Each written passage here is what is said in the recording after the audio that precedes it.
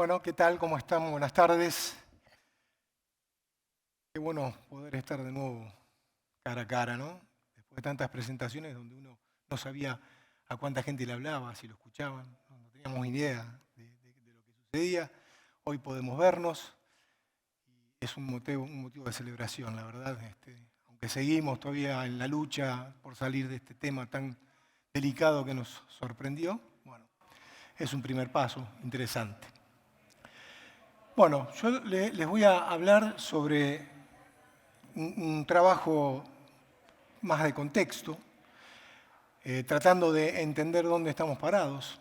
Venimos de una situación muy compleja. A mí me surgió esta manera de expresarme, ¿no? Es decir, veníamos y estamos en una tormenta, que a veces llueve más, a veces llueve menos. El tema es cómo vamos a estar, a dónde vamos a ir. Si vamos a ir a una tormenta más profunda y de noche, o vamos a encontrar un camino en el cual, aunque sea un rayito de sol, empecemos a ver. Y sobre eso vamos a tratar de llevar adelante la charla. Es una charla breve porque el tiempo apremia, son pocos minutos, así que vamos a ir avanzando y contándoles cómo venimos en términos de consumo, cómo afecta al consumo la relación de inflación y de salario, y qué pasa en este contexto en el cual nos estamos manejando y en el que estamos inmersos. Para entender el presente y el futuro tenemos que entender primero dónde venimos. Venimos de una situación bastante compleja donde el consumo se viene retrayendo desde hace ya 5 años, donde el 1,5 negativo del 2014 que salta a 2,5 positivo del 2015, recordemos que fue un año de elecciones, y que en los últimos meses de ese año ya se empezaron a ver indicadores negativos que se terminaron de confirmar en el año 2016, primer año del nuevo gobierno en aquel entonces. Que en el 2017 nos fuimos al 3,1 que ven ahí, luego 1,1 y cuando todo hacía pensar que esa caída del consumo se empezaba a desacelerar y el año 2019 podría ser al menos empatado, no. Tuvimos el peor año de todos, 7,3% de caída. Nos sorprende el 2020 con ese 0,1 negativo, que es un 0,1 negativo que podríamos llamarlo empate técnico, pero que en verdad se está comparando contra un número realmente muy bajo como el 7,3 del 2019. Un año que tuvo particularidades, situaciones extraordinarias. Primer punto, febrero. Febrero que dio algo positivo en aquel entonces tenía que ver con que febrero del año pasado tuvo un día más que febrero del año anterior. Y después marzo.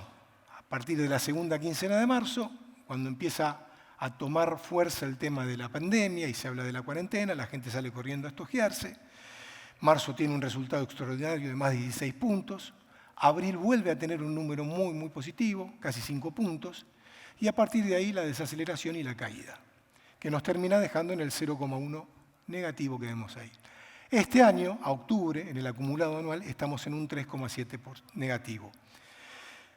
Es interesante la siguiente barrita, donde estamos comparándonos contra 2019, es decir, cómo estábamos a un año no pandémico respecto a este año y nos da 2,5 negativo. Es decir, todavía estamos en una situación complicada en términos de consumo. Ahora bien, el primer semestre de este año fue altamente negativo, 7,4% negativo.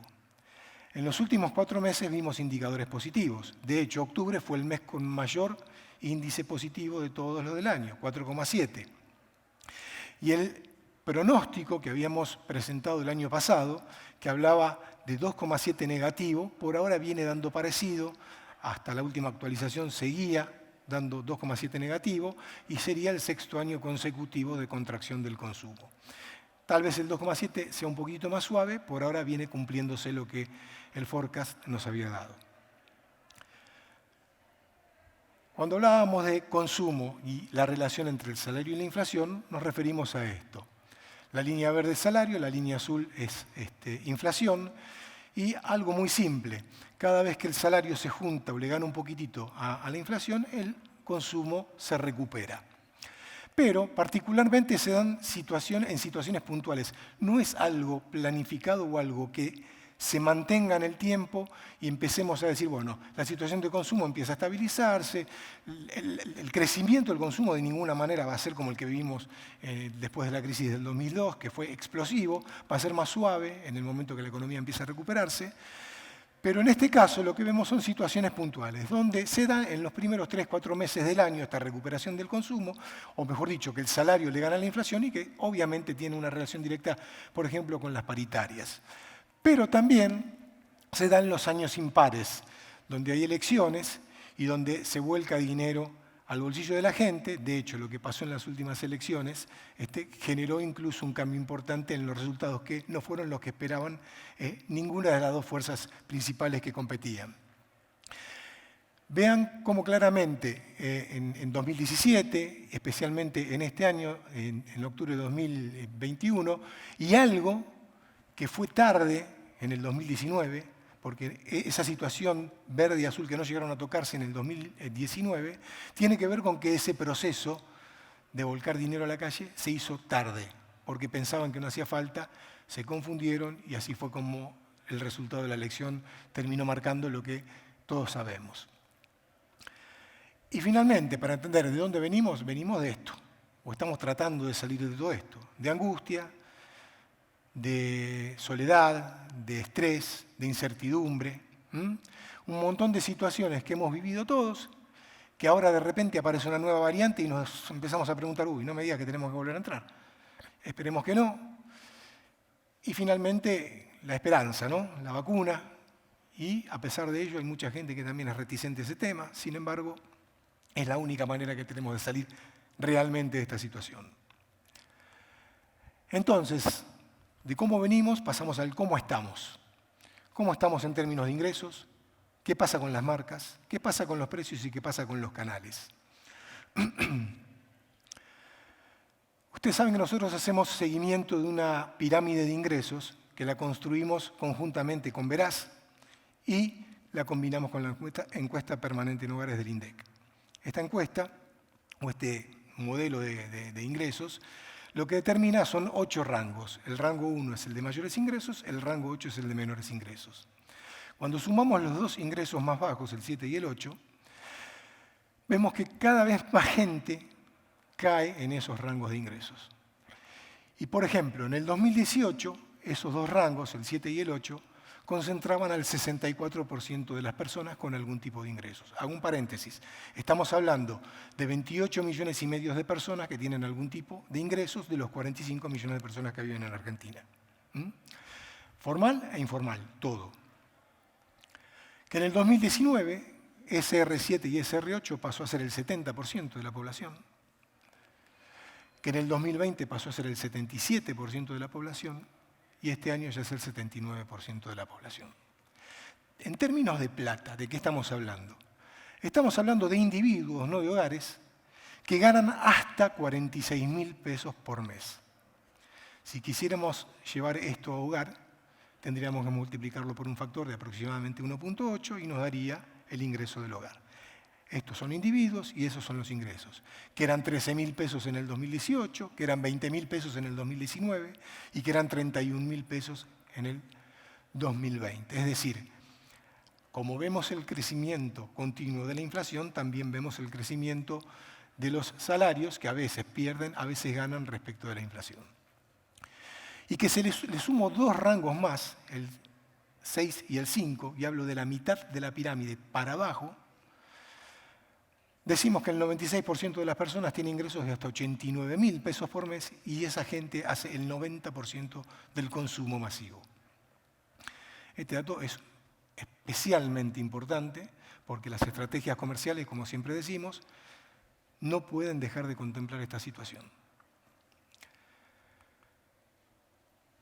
Marcas, precios en el centro del ring. Cuando hablamos de marcas, no voy a hacerles toda una historia de cómo vienen evolucionando y demás. Más o menos la situación está estable desde hace más de 2-3 años por lo menos, donde las marcas tienen el 60 y el resto de las marcas tienen el 40. En el resto están las marcas propias, las marcas de precio, las segundas marcas.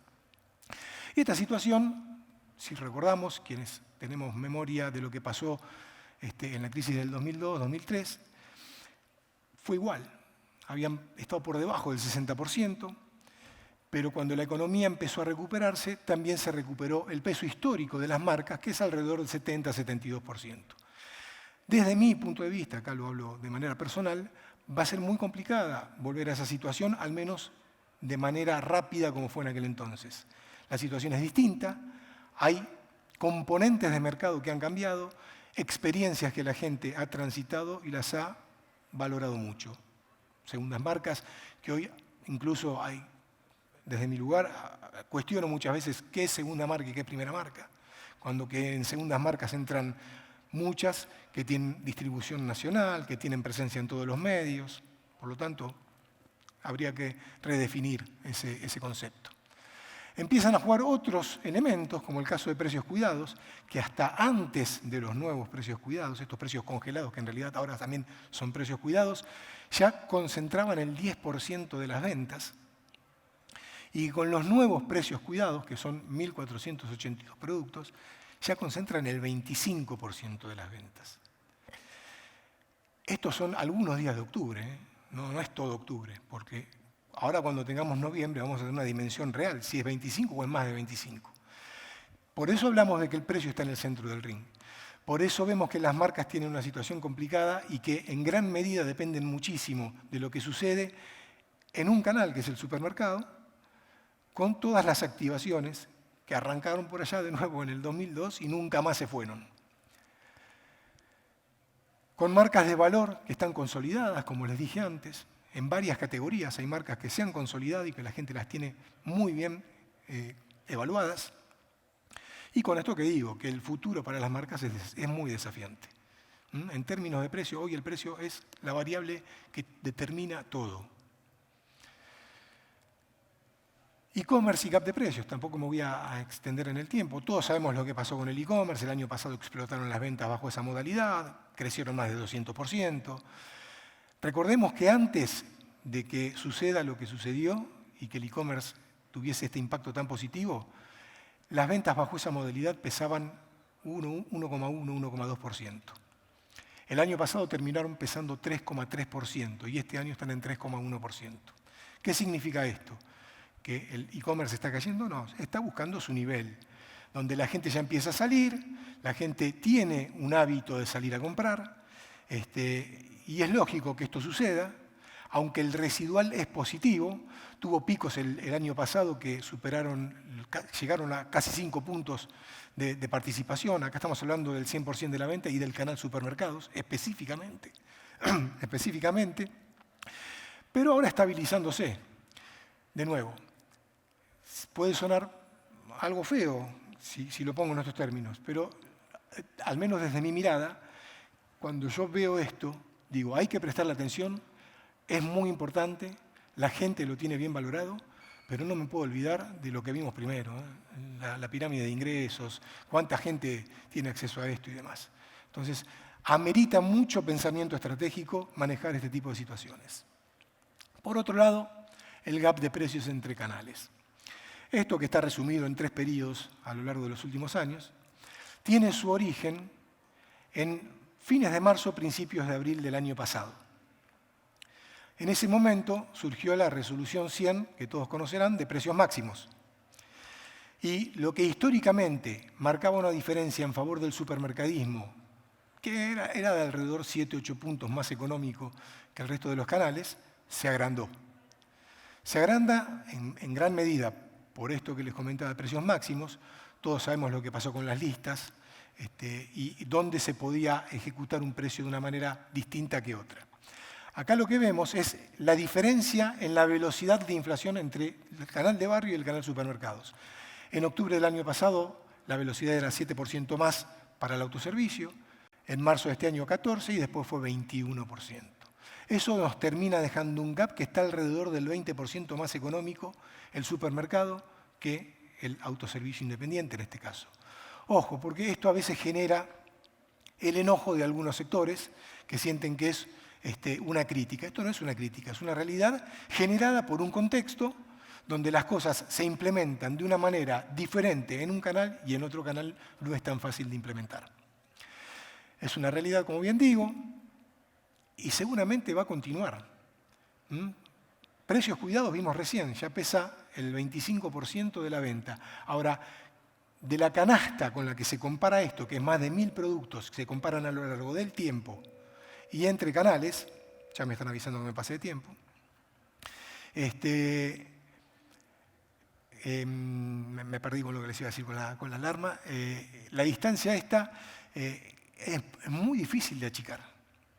Va a costar mucho y realmente, como les decía, el 25% de precios cuidados en las ventas, en el listado que seguimos, son alrededor de 22-23% los precios de precios cuidados que forman parte de esa lista. Por lo tanto, el 70 y pico % no tiene nada que ver con precios cuidados. Igualmente se da esta situación. En los canales no hay enormes diferencias de lo que históricamente viene pasando. Lo que ven es, en rojo es el e-commerce. En este caso el e-commerce incluye, además del canal supermercados, farmacias, el e-commerce de las farmacias, el e-commerce de plataformas, y empieza a ganar su lugarcito. Vemos una recuperación, que es lo más importante en esta estructura de ventas, del almacén. El almacén de barrio empieza a recuperarse, especialmente con algunas categorías de alta rotación, muchas de esas relacionadas con distribución directa. Y las cadenas no ven su mejor desempeño de este año tan lineal con esta estructura, porque esta estructura se mide en pesos, y ya vimos que en términos de precio las cadenas vienen inflacionando en menor medida que el resto de los canales. Para ir contextualizando, categorías que se reacomodan, ya no estamos todos comprando de manera enloquecida alcohol en gel, desinfectante o papel higiénico. ¿Por qué se compró tanta papel higiénico en el inicio de la pandemia? Es la incógnita que todos tenemos. Una sociedad empobrecida, deudas, desempleo, frecuencia de compra que empieza a normalizarse, ya no es tan larga como fue durante la pandemia. El e-commerce que desacelera, pero el residual es positivo. El gap de precios que se empieza a consolidar. Y los comerciantes, los pequeños comerciantes, especialmente hablo del almacenero acá, que empieza a reconfigurar su capital de trabajo. ¿Cómo estaremos? Esto es el REM, el relevamiento de expectativas de mercado que utiliza el Banco Central, alimentado por las principales consultoras económicas del país, que nos marca, por un lado, el PBI, que estiman que estará en el orden del 2,5 al 3% el próximo año, que el tipo de cambio tendrá un mínimo de 134.7 y un máximo de 264. Recuerden que en el primer borrador del presupuesto del año que viene estaba el anterior, que era el de agosto, y creo que eran 130 pesos el mínimo con el cual estaban manejando ese presupuesto. Hablo del tipo de cambio. Con un índice de inflación o un IPC que también va a estar en un máximo del 58 y un mínimo del 31, es decir, vamos a andar en términos parecidos a los que tenemos este año. Perdón, me pasé. Bueno, lo que les iba a decir es que la desocupación para el año que viene es muy parecida también a la que se estima a la que tenemos este año, alrededor de 8 o 9%. Acá está. 8,5 mínimo, 13 máximo. Ahora sí, para cerrar la charla, ¿qué podríamos esperar en términos de consumo para el año que viene? Una inestabilidad que va a persistir. Lamentablemente, el contexto no vislumbra que vayamos a tener un proceso de estabilización o un plan de largo plazo. Seguiremos más o menos como venimos. Con una inflación que seguramente tendrá el mismo ritmo o parecido al que tenemos actualmente. Con una devaluación que también se estima lenta, pausada, pero progresiva.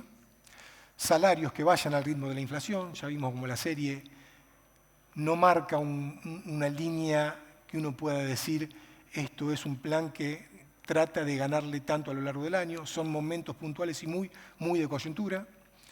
Un desempleo estable. Se mantiene la ayuda social. Lamentablemente tenemos que seguir pensando que la asistencia social es una necesidad. Hay mucha gente que la necesita. Y la recuperación de indicadores macroeconómicos. Pensemos que ya el índice de producción industrial empezó a mostrar algunos signos positivos y que la capacidad instalada empieza a ser cada vez más chica. Ya está en el orden, la capacidad ociosa creo que está en el orden del 35% en el último mes relevado. Por lo tanto, empieza a ser un indicador interesante. El modelo predictivo en series temporales, el mismo que hablaba del 2,7 que vimos antes, nos arroja que el primer semestre podría estar cerrando en 1,6% positivo, el segundo en 0,6% positivo, y que finalmente el año próximo podríamos tener un consumo positivo entre 1 y 2%. Obviamente esto puede ir cambiando en la medida que vayan pasando las cosas, pero es esperable que esta situación sea posible el año que viene. Esperemos que así sea. Y bueno, me pasé con el tiempo, traté de ir lo más rápido posible, espero haber sido claro. Y cualquier duda, por favor, nos consultan a info@sentia-consulting y ahí, sin ningún problema, estamos a disposición para evacuar las dudas que tengan. Muchas gracias y buenas tardes.